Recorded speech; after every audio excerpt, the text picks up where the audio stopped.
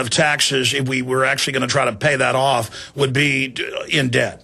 And when I'm out here talking, all I'm talking about is very simply, you can't spend money that you don't have. So just balancing revenues with expenditures. I'm not even talking about paying it back, which really it just seems impossible. Ron Paul says it's 1.5 quadrillion of overall derivatives. It's impossible to pay it. So what do we do? Well, so I do think that politicians, that Republicans in this case, politicians could create certainty in the markets. And certainty in the markets would be this notion that we are going to slash spending. That's what Paul Krug-Roberts says, former Wall Street Journal editor, former head of policy for Treasury. He says certainty is what people need, confidence. Well, and I think markets would react favorably to the notion of slashing spending, getting spending in line with revenues, and then the notion that increasing taxes is just not acceptable. Lower taxes. But, Governor, they know that. Economy. They know that. I mean, Kennedy cut taxes by 50% in one bracket, 30 in another. Tax receipts doubled. When California 2 years ago increased all these taxes, of course it made their economy go. I mean, they know that. If government knows you cut taxes, revenues increase because the economy, gets going again, people make money, why then don't they do it? Where is the disconnect? Where is the disconnect? Where is it? Well, I mean, you were a governor. You're a governor. I mean, where is it? I mean, you work with these people. Where is the disconnect? Well, as governor, I want to argue that I was fiscally the most conservative governor of all 50 governors, and I'd just base that on the fact that I would have vetoed so much legislation. I would have vetoed 750 pieces of legislation. I'd have had thousands of line items while I was governor of New Mexico. New Mexico's 2-to-1 Democrat. Only 2 of the vetoes were overridden. The fact that I got reelected, I think, just speaks to people wanting good stewardship. Why didn't you run again? I was term limited. Oh, that's right. I'm a firm believer in term limits. I think politicians do good things for people as opposed to doing whatever it takes to get reelected. Term limits. Well, a statesman wants to leave, but a politician wants to stay. Well, for whatever reason, and I guess I saw it up front and personal, people want to stay in power. And to stay in power, it's more about doing things for yourself as opposed to people that you were elected to represent. Governor Gary Johnson, what are the best websites for people to visit to find out about what you're doing? So it is ouramericainitiative.com. Our America. Okay, I got it right the first time. Yeah, but to get online and tell me what you think. Our America Initiative.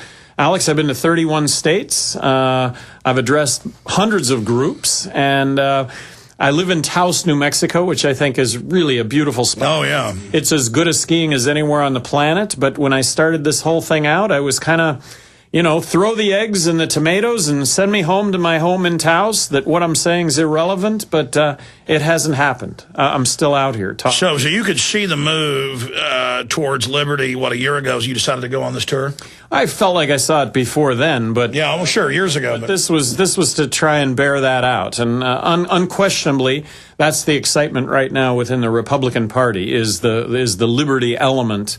And well, Ron Paul won the CPAC straw poll. No, it's terrific. This is an anti-war Republican, and he's winning the straw polls. Well, and there's a sentiment among Republicans that we should stop nation building. Now, this is what George Bush talked about before he got into office, and he got elected really on talking about no nation building.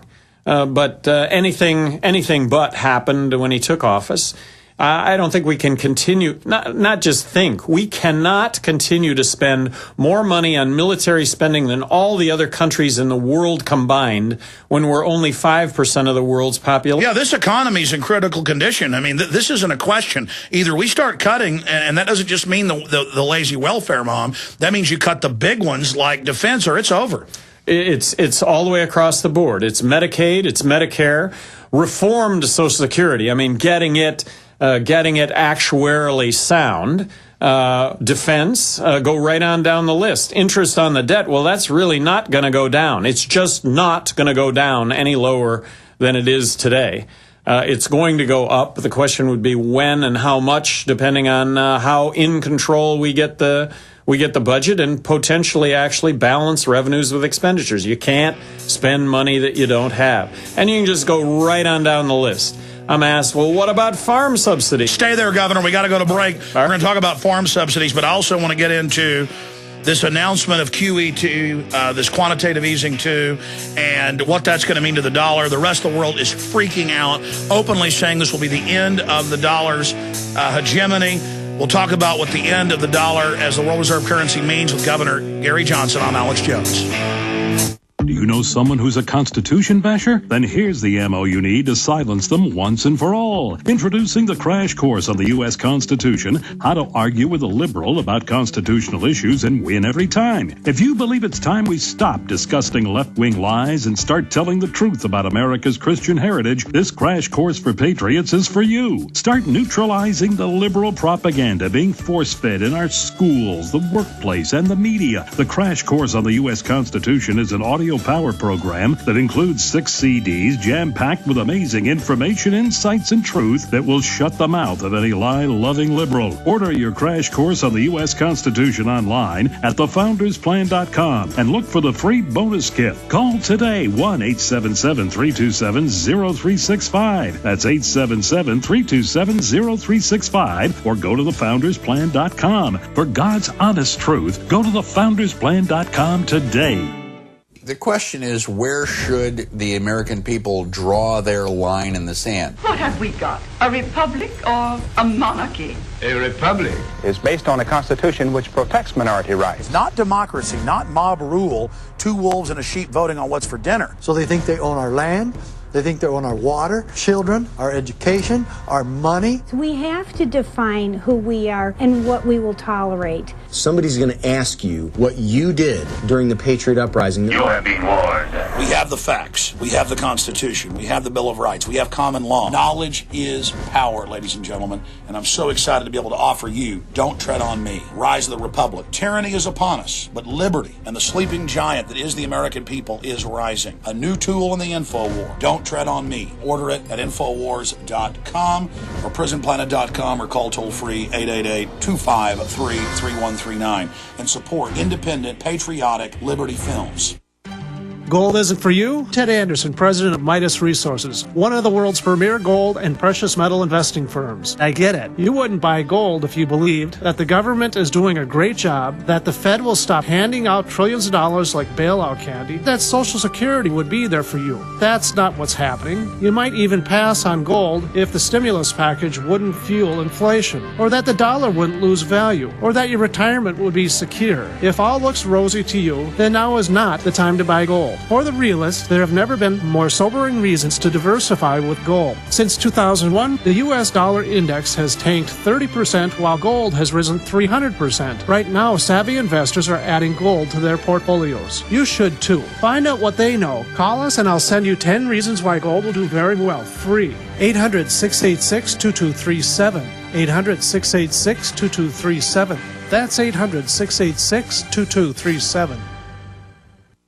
Pure water. What could be better than the gift of health for your loved ones? And who better to help you give the gift this holiday season than BigBerkeyWaterFilters.com? If those on your gift list are drinking or bathing in unfiltered city or well water, chances are that water is contaminated with rust, bacteria, chlorine, and fluoride. For just pennies a day, Berkey Water Filters remove dangerous contaminants from both well and city water, is powerful enough to purify stagnant pond water, and is great for camping and emergencies. Right now, GCN listeners get 5% off all ceramic filter systems and free shipping on orders over $50. Purchase any filter system from BigBerkeyWaterFilters.com to get your choice of Berkey Sport bottles, a KDF shower filter, a set of fluoride filters, or the new sight glass spigot, absolutely free. Visit BigBerkeyWaterFilters.com or call 877-99-BERKEY today. That's 1-877-99-BERKEY. Give the gift of health at BigBerkeyWaterFilters.com today.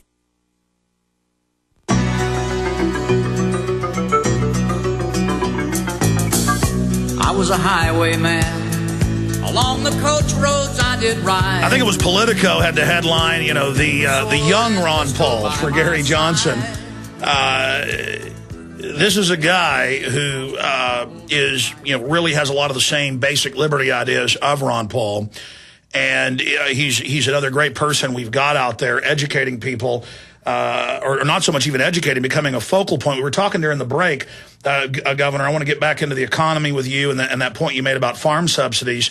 But do you want to share with folks what you were saying during the break about you're trying to go out and talk to Republicans and ask, do you really want to be conservative or... Well, just the fact that, the voice of the Republican Party is up for grabs. I mean, it's a competition. But if you don't give Republicans a voice that they can attach themselves to, it kind of becomes a moot point. So I'm out there, I'm talking, and I'd like to think that what I'm saying represents the majority of Republicans. But again, if they don't have that opportunity to actually cast that vote, if you will, why... you're just theorizing about it. Well, I hate to go back to Rand Paul, but this article was months ago, so I'm sure the numbers have changed now. But if I remember the article at prisonplanet.com, it was 14 straw polls in the previous year. Ron Paul had won 10, and 10 being amongst them the CPAC most coveted. I mean, what does that say? I mean, I think that backs up what you're saying is that grassroots conservatives really do, want to cut government.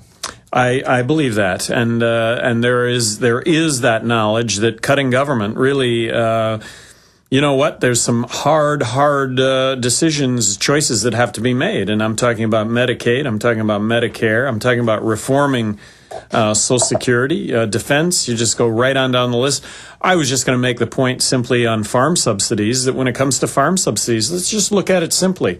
43% of farm subsidies need to be cut or eliminated if we're just going to balance revenues with expenditures, looking at a 43% across the board, if you will. Well, Governor, let's look at farm subsidies, because my family has farmed and ranched since 1829 in Texas.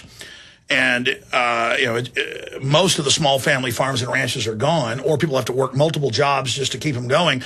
The farm subsidies have been written in by big mega agribusiness in general. They say get big or get out. And that's farm subsidies, from my research, have killed our true diversity. We were the greatest producer in the world. We still are to some extent. But, I mean, farm subsidies have paid people to not produce. I mean, this is a joke. Well, and not only that, but we're paying... an inordinate amount of farm subsidy to corn, for example. So corn sweetener, corn ends up in all our diets and may contribute to the fact that we consume more calories than we might otherwise consume. So farm subsidies have a lot of unintended consequences, as does so much of what... Well, that's like cheese subsidies, so you wonder why you're in public school. It's cheese, and more cheese.